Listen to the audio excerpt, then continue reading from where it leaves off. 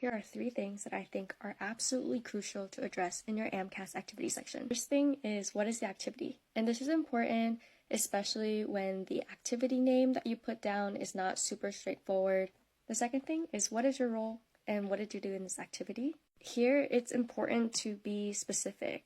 So for example, if you're in a leadership role, how big is the organization? What did you guys do? How many people did you guys serve? If you're a TA, how many students did you have? Did you make your own course materials? And the third thing to include in your activity section is a reflection of how you grew from the experience, or as some people like to say, how is it transformative? There's a trend right now towards telling stories in your activity section, and I can definitely see how that could potentially help you stand out.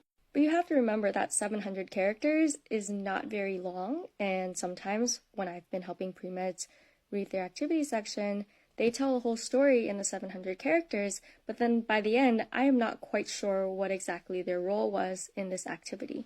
Overall, I've just found that sometimes when you prioritize too much that storytelling aspect, your contributions and what the activity is actually becomes very fuzzy, and the reader is very confused on what exactly that activity entailed. I personally think it's very much okay for your activity sections to read a little bit like a resume and save all the storytelling for the most meaningful activities as well as your personal statement. Those are the key areas where showing and not telling really matters. And of course, if you do find space in your 700 characters in your activity section, it's also perfectly fine to go into a story. But just keep in mind those 3 things, they have to be addressed even if you're telling a story.